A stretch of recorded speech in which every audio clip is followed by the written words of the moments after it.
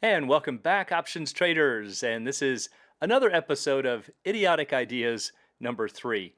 Now, for those who have been following, know that the premise of this is coming from a particular book. I'm not going to name the book or the author, but it's just packed full of unbelievably bad ideas. And this is somebody who had written a newsletter, comes across as an authority, and somebody who you could see a lot of traders would want to follow. And really, my goal of doing this is to show you why you have to be so careful about where you get your information. So, while it sounds like a good idea to find high probability trades, why is it such a bad one? Well, let's go find out. As always, before we do, please be sure to click like and subscribe. It's greatly appreciated and helps to promote the channel. So, this is a direct quote from the book, and he says that the big advantage of option writing, that is, option selling, is that you win almost all the time and usually quickly. Now, again, this is a really common theme that you'll hear, not just from this author, from just about every place else on the web. Everybody wants to find these high probability trades. Now, here's another book, and I, for some reason, have decided to show this one, even though I won't show where this particular quote was coming from. But I was jumping around on Amazon looking at some, and here's one right here. How to turn every Friday into payday using weekly options. And check this sentence out right here. He says the odds are 75% in your favor that you will profit from an options trade. Now, of course, he doesn't tell if it's long or short, and it's even less risky and potentially more lucrative for the smaller investor if you trade weekly. So the thing I want you to focus on, again, we've got this idea of high probability trading. And this is the idea that gets people in trouble. All right, so why is that such a bad idea to look for high probability trades? So the basic premise here is that traders focus too much on the probability of winning. In other words, that they're going to end up with a profit. But here's the catch. They don't consider the price. Remember, we've talked about this before. Price is the equalizer. If there's an advantage in a strategy or in a particular strike or expiration, it's going to get reflected with a higher price. Everybody will recognize there's a benefit. Traders rush out to buy that particular strategy or strike or whatever the case may be, and they bid up the price in the process. So a lot of times traders will look at delta to try to gauge an approximate probability of the option expiring in the money. They might look at other indicators such as candlesticks or other technical indicators such as RSI or stochastics. So for example, here's a screenshot of Bollinger Bands. And for those who know Bollinger Bands, the basic idea is that when a candle comes up near the top, it is most likely going to reverse, and when it does, it will usually come to the opposite band. Once it changes, it typically goes to the other band. So you can see up at this level, this is where traders would say, oh, I've got a high probability trade here that it's probably going to fall. But they don't ever consider it's probably priced in there. You're not the only person who sees this. And so if it's an advantage to go out and, let's say, buy puts, the price of those puts get pushed higher, and therefore it negates the advantage. So the whole problem of this idea of having a one-side advantage, in other words, being the buyer or the seller, is to understand that the buyer or seller cannot always have the advantage. That's as simple as it gets. Nobody would take the other side of the trade. So for example, if the sellers win 75% of the time, traders will continue to sell until it's no longer true. So again, it's this whole idea that price is the equalizer. So for example, if there is a 75% chance of winning, everybody knows that, it's being touted, like we've seen with these authors, they state it that it's a well-known fact. Well, if they're stating this, of course, we have to question where that number is coming from, but the point is that they're not the only ones who know this.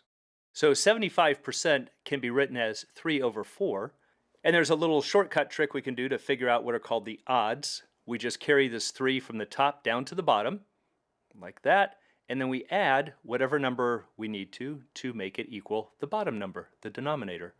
So we have 3 over 3 plus 1, and right there are the odds, 3 to 1.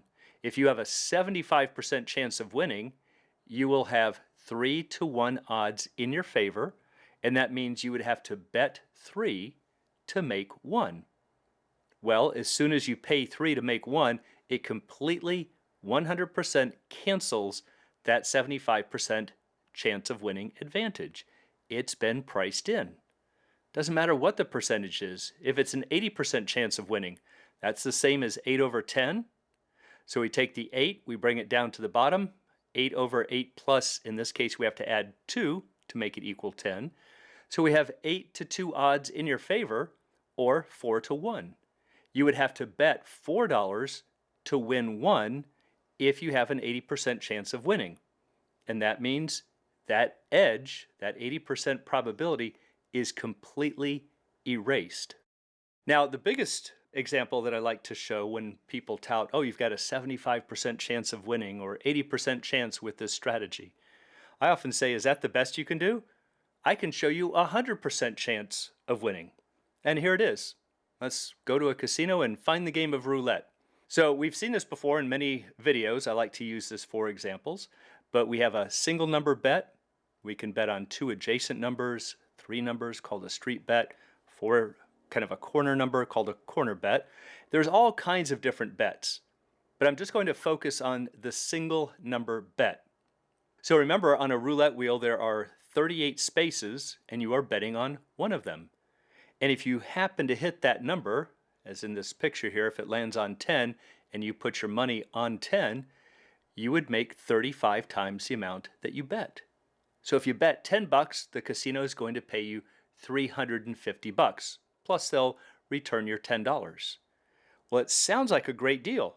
35 times the amount of the payoff. This is another trap that traders look at. What could we expect in the long run? Well, we could say there's a 1 in 38 chance that you're going to win the $35 prize, and therefore a 37 out of 38 chance you're going to lose your dollar. We multiply these together, we add them up, and we get minus 0.0526. And that is telling you that on average, for every dollar you bet, you are losing 5.26 cents or 5.25 cents. So no matter how much you bet, the longer you sit there, you are probably going to lose just over 5% of your money. Okay, so that's the built-in, what's often called the house edge. Well, here's a strategy where you can win 100% of the time. So go back to that book where the guy says you've got a 75% chance of winning. So again, here's a better one. I'll give you a 100% chance of winning. Walk into the casino, find the roulette table, put $1 on each of the 38 spaces, you're guaranteed to win. What's going to happen? You're going to receive $35 plus your dollar back.